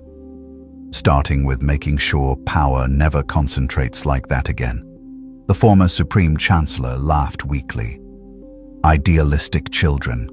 The galaxy will tear itself apart without strong leadership. Then we'll hold it together differently, Naruto replied. Through bonds instead of chains. Through choice instead of control. He formed the seal for his shadow clone technique one more time. And we'll start by freeing everyone you enslaved. The Jedi Temple burned, not from separatist attack or clone assault, but from Palpatine's final contingency. Automated defense systems activated when his life signs dropped below critical thresholds. Flames consumed the ancient halls while surviving Jedi fled into Coruscant's undercity. Naruto stood in what remained of the Senate district, surrounded by chaos. Clone battalions clashed with each other, those freed from programming fighting brothers still enslaved to Order 66. Civilians fled as buildings collapsed, and somewhere above, separatist fleets detected the Republic's disarray and began their advance toward Coruscant. We can't hold this position, Rex reported, his datapad showing tactical disasters across 50 systems. Without centralized command, the clone army is fractured.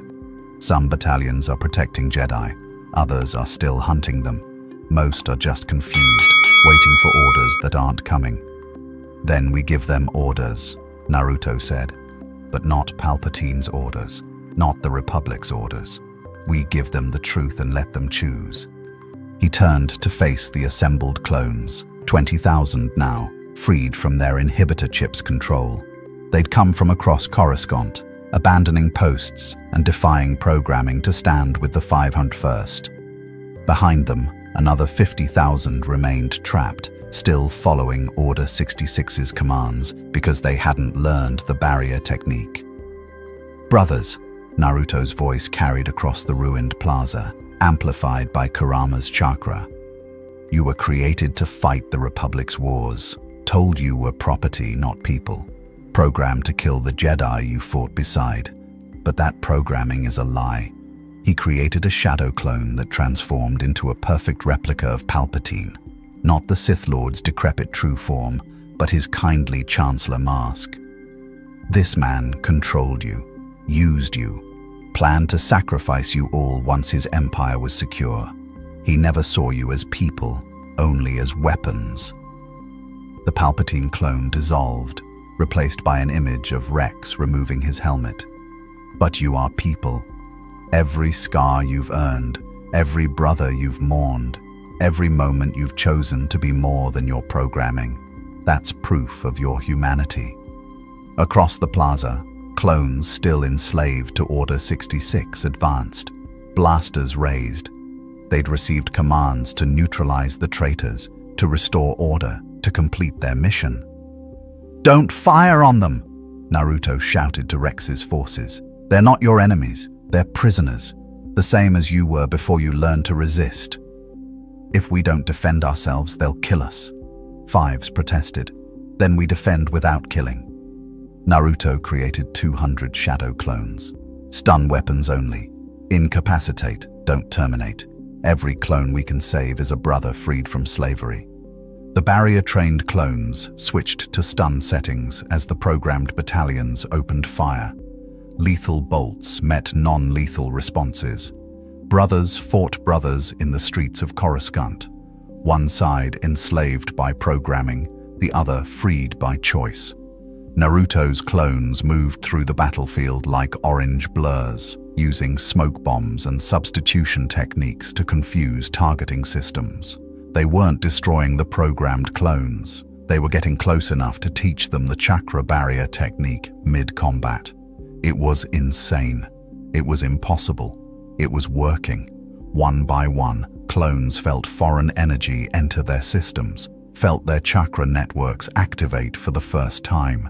The inhibitor chip's signals weakened, muffled, then silenced entirely. Programming that had been absolute suddenly became optional. Confusion rippled through the attacking battalions. Clones lowered weapons, removed helmets, stared at brothers they'd been shooting moments before. What just happened?" one trooper gasped. "You were freed," Rex approached, offering his hand. "Welcome back, brother." But the victory was short-lived. Anakin's voice crackled through the comm. "Naruto, we've got separatist dreadnoughts dropping out of hyperspace. 300 ships. They're deploying droid armies across Coruscant's surface." "Dooku," Ahsoka added. "He's broadcasting on all channels, saying the Republic has fallen, that the separatists will restore order, that anyone who resists will be considered enemy combatants."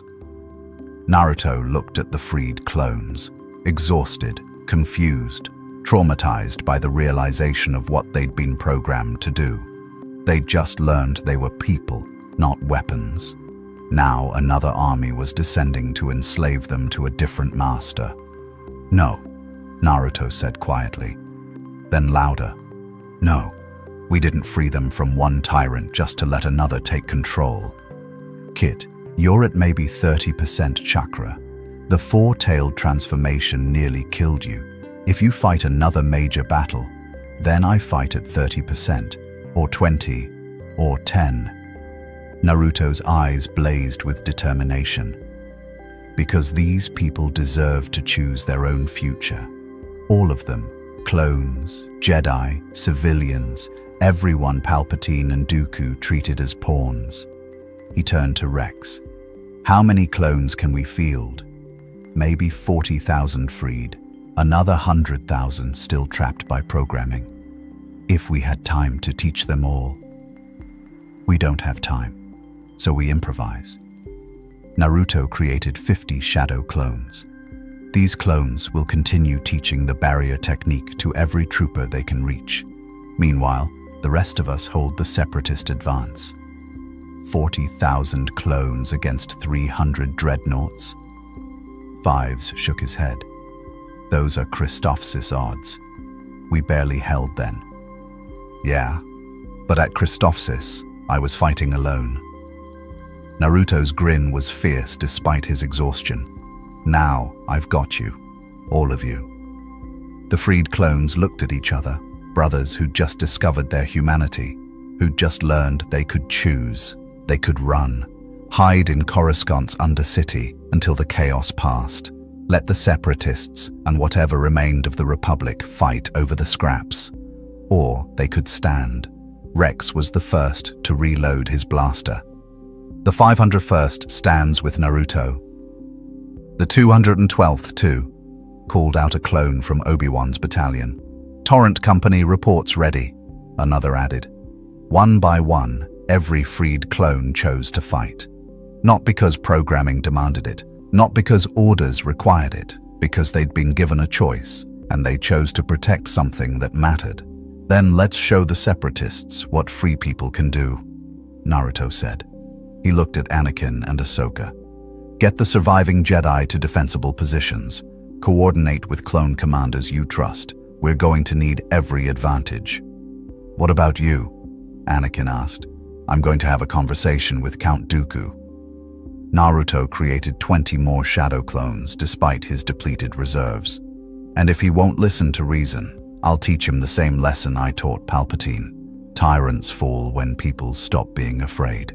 The battle for Coruscant's future began with droid dropships descending like metal rain. They landed in the Senate District, in the industrial zones, across the planetary shield generators.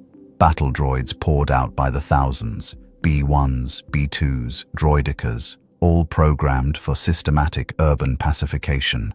The freed clones met them in the streets. It was warfare, unlike anything the Clone Wars had seen. These weren't soldiers following orders.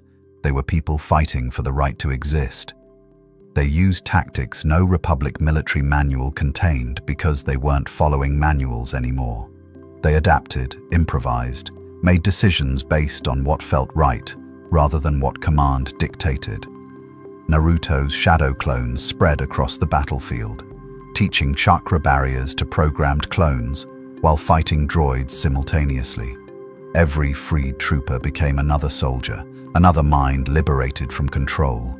The separatists had numbers, the clones had motivation, and high above the battlefield, on the bridge of his command ship, Count Dooku watched with growing unease. The clones are resisting more effectively than projected, his tactical droid reported.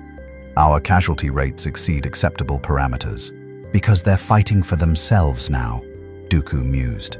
Not for the Republic, not for the Jedi, for their own survival. Fascinating. He turned to his communications officer. Broadcast on all frequencies. I wish to speak with Naruto Uzumaki. The message reached Naruto as he finished teaching another battalion the barrier technique. He looked up at the dreadnought hanging in Coruscant's sky like a metal moon. Put him through. Dooku's hologram materialized, elegant, controlled, showing no sign of the injuries from their previous battle. You've proven quite resilient, young shinobi, more so than my master anticipated. Your master's in chains, Naruto shot back. His empire died before it could begin. Surrender now, and maybe the galaxy won't decide to execute every separatist leader for war crimes. Execute me? Dooku actually smiled. For doing precisely what you're doing, freeing people from tyranny. The Republic enslaved these clones. My Confederacy offers them something better. You offer them different chains, different masters, same slavery with a new coat of paint. Then what do you offer? Dooku's tone turned serious. Look at Coruscant, Naruto. The Republic is dead. The Jedi are scattered. You've created a power vacuum that will consume billions, if not filled immediately. I can provide stability, order, structure, built on droid armies and corporate profits. No thanks. Then what? Democratic chaos, rule by mob. These clones you've freed, have you asked them what they want? What government they'll serve? What future they'll build? Dooku leaned forward. You've destroyed the old order without creating a new one. That makes you not a liberator, but an anarchist. The accusation hit harder than Naruto wanted to admit. He'd focused on freeing the clones, stopping Palpatine, preventing genocide. But Dooku was right. He hadn't thought about what came next. He's trying to manipulate you, kid. Make you doubt yourself. Yeah, but he's not wrong. I don't have a plan for rebuilding. Then make one. You've always been better at improvising anyway. Naruto looked at the freed clones surrounding him. Rex, Fives, Jesse, and thousands of others waiting to hear what happened next. They'd followed him into rebellion against programming, against the Republic, against the entire structure that had defined their existence. Now they needed him to show them what freedom actually meant. You want to know what I offer? Naruto called up to Dooku's hologram. I offer them the right to choose, not serve your Confederacy or the Republic's corpse. Choose for themselves what kind of galaxy they want to live in. Idealistic nonsense. Maybe, but it's their choice to make, not yours or mine. Naruto turned to address the clones directly. Brothers, you've been freed from programming, but that doesn't mean you have to follow me, or Dooku, or anyone. You're people now. Really, truly people. So decide for yourselves what that means. The plaza fell silent. 40,000 clones looked at each other, at Naruto, at the burning city around them. Then Rex stepped forward and removed his helmet completely, not for combat, but as a symbol. I choose to protect people who can't protect themselves, not because orders say to, because it's right. Rex's declaration rippled through the freed clones like a shockwave. One by one, they removed their helmets, an act that would have been unthinkable under Republic protocol. Faces identical by birth but individual through experience turned toward Naruto, toward each other, toward a future they could finally shape themselves. I choose my brothers, Five said, not the Republic that created us, not the separatists who'd enslave us differently, my brothers. I choose to remember the Jedi who treated us like people, another clone added, to honor them by being better than our programming. I choose to build something new, Jesse declared, something that doesn't need slave armies to function. The chorus grew, 40,000 voices, each making their own choice, each asserting their individual humanity in a galaxy that had denied it existed.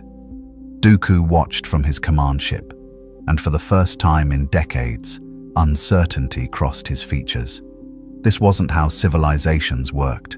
People needed structure, hierarchy, someone to tell them what to do. They couldn't simply choose chaos and expect. But it wasn't chaos.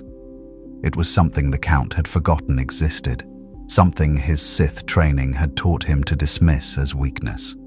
It was unity born from choice rather than compulsion.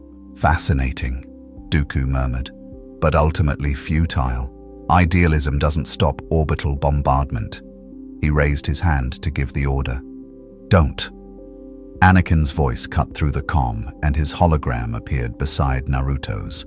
The Jedi Knight stood on a landing platform with 200 surviving Jedi, Masters, Knights, Padawans, all battered but alive.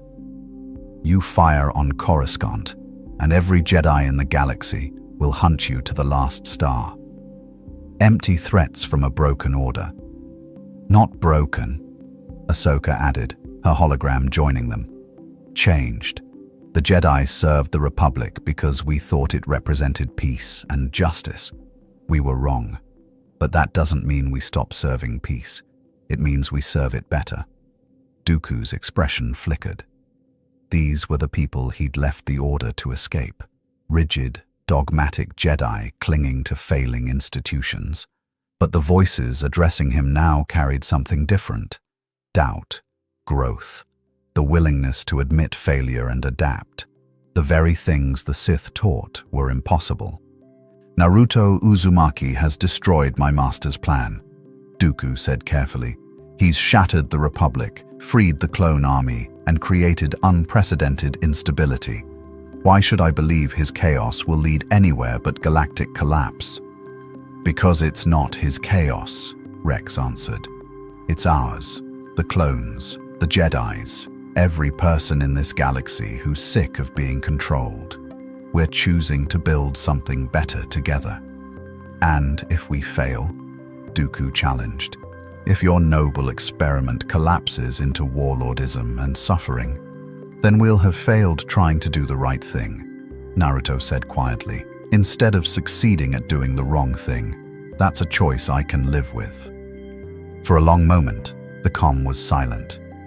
On his command bridge, Count Dooku, Sith Lord, fallen Jedi, orchestrator of wars, stared at the planet below, at the freed clones standing in defiance of both Republic and Separatist control, at the Jedi who'd admitted their Order's failures, at the impossible shinobi from another universe who'd torn apart decades of careful planning through sheer stubborn refusal to accept predetermined outcomes.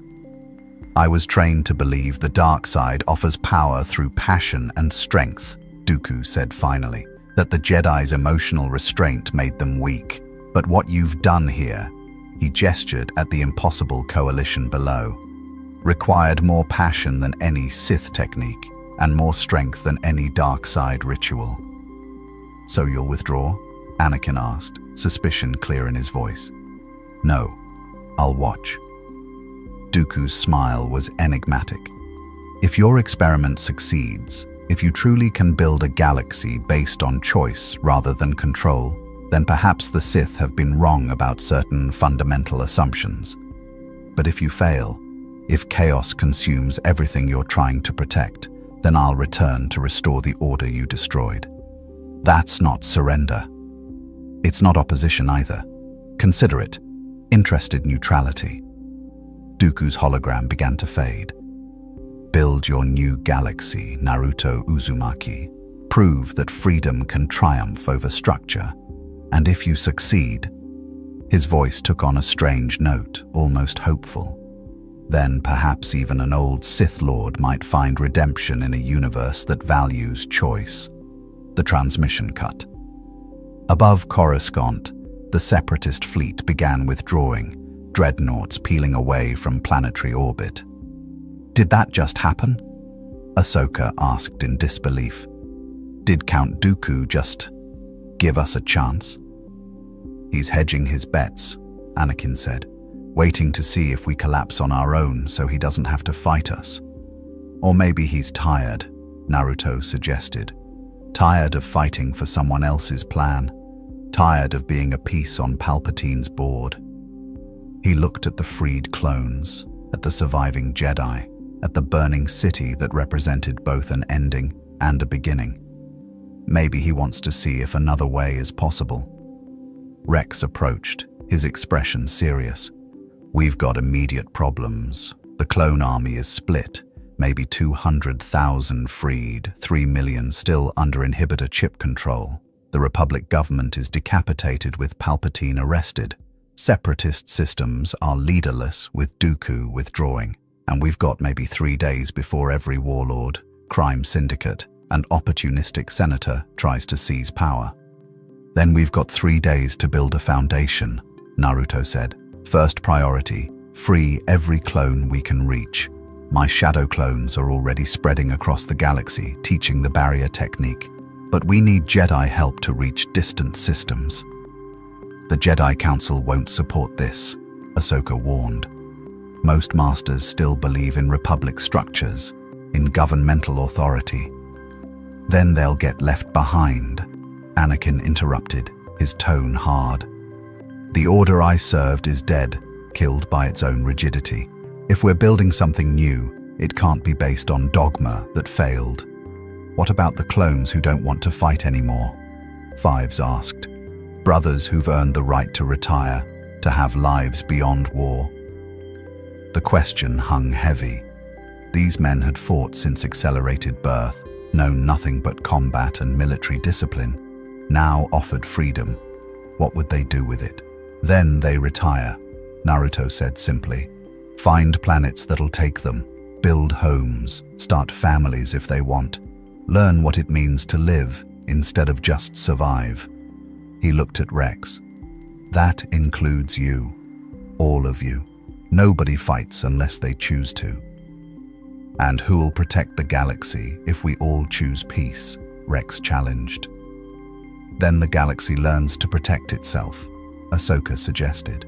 Not through slave armies or Jedi peacekeepers imposed from above, but through people choosing to defend what matters to them. That's going to take time, Anakin said. Time we might not have. Then we buy time. Naruto created another 100 shadow clones despite his chakra reserves screaming in protest.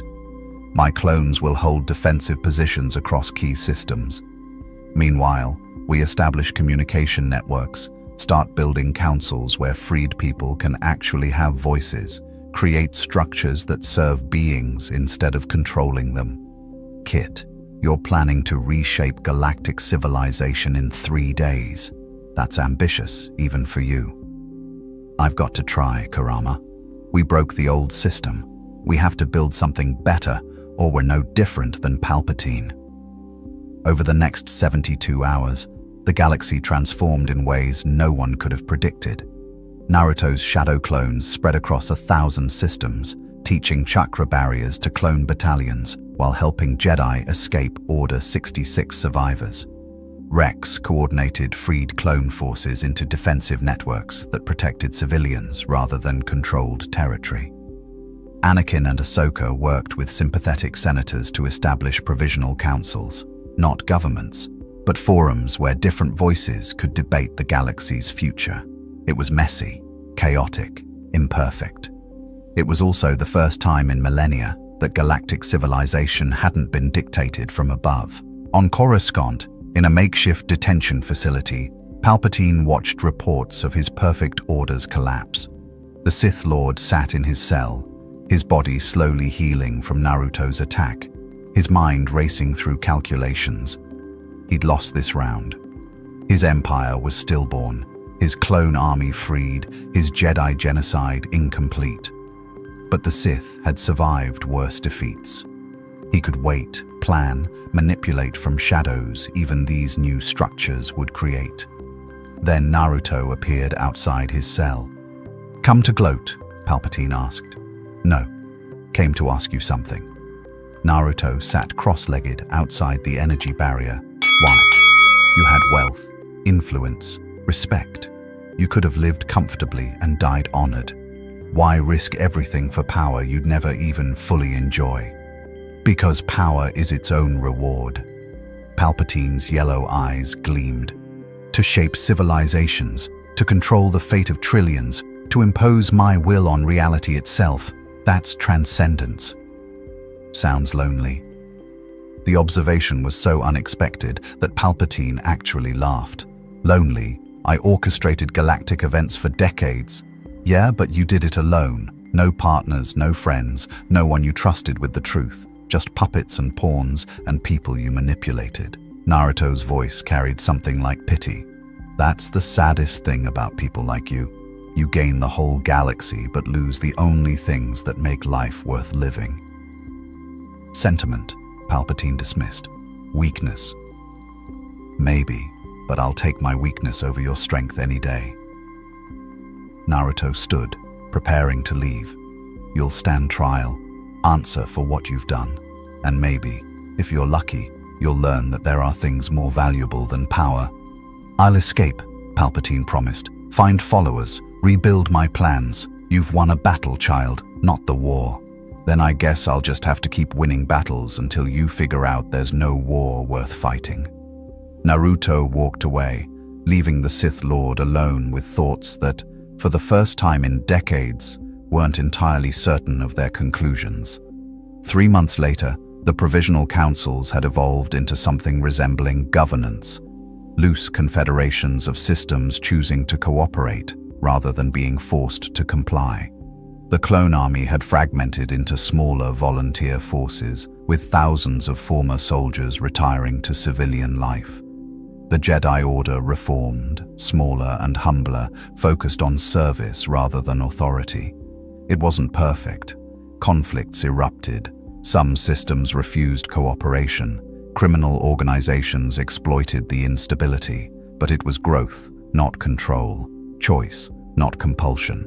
And on a transport heading toward the Outer Rim, Naruto stood with Rex, Anakin, Ahsoka, and a dozen other clones who'd become more than brothers. They'd become family. "Where are we going?" Ahsoka asked. "Wherever we're needed," Naruto replied.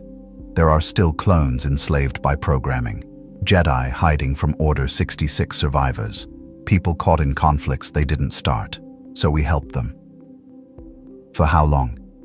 "Until we're not needed anymore," Naruto grinned. "Or until I figure out how to get home, whichever comes first." "And if you do get home?" Rex asked quietly. "What happens to all this?" "Then you keep building, keep choosing, keep proving that people don't need tyrants or saviors, just the freedom to shape their own destinies." Naruto looked out at the stars streaming past in hyperspace. "That's what I learned in my galaxy, and what I hope to leave yours. Not an empire or a republic, but a legacy." "What legacy?" Anakin challenged, though his tone was affectionate. "That one person, refusing to accept the predetermined outcome, can change everything." Naruto's smile was bright, genuine, carrying the weight of battles won through hope rather than power. And that sometimes, the greatest strength is giving people the right to choose their own weakness. Behind them, the galaxy continued its chaotic transformation. Palpatine remained imprisoned, his influence waning as people discovered they didn't need dictators. Dooku watched from neutral territory, genuinely curious whether this impossible experiment would succeed. And across 1,000 systems, beings who'd been pawns in greater games learned what it meant to be players. The Clone Wars were over. Something new was beginning. And Naruto Uzumaki, shinobi of Konohagakure, stood at the center of it all, not as a conqueror or ruler, but as a catalyst, someone who'd arrived by accident and stayed by choice, someone who'd faced Sith Lords and won not through superior power, but through the stubborn belief that people deserved better than the roles assigned to them. Think we made a difference, Kurama? Kit, you destroyed a Sith Lord's millennium-long plan, freed millions from slavery, and convinced a Jedi Knight to question dogma. Yes, I'd say we made a difference. Good, because I've got a feeling our work here isn't done yet.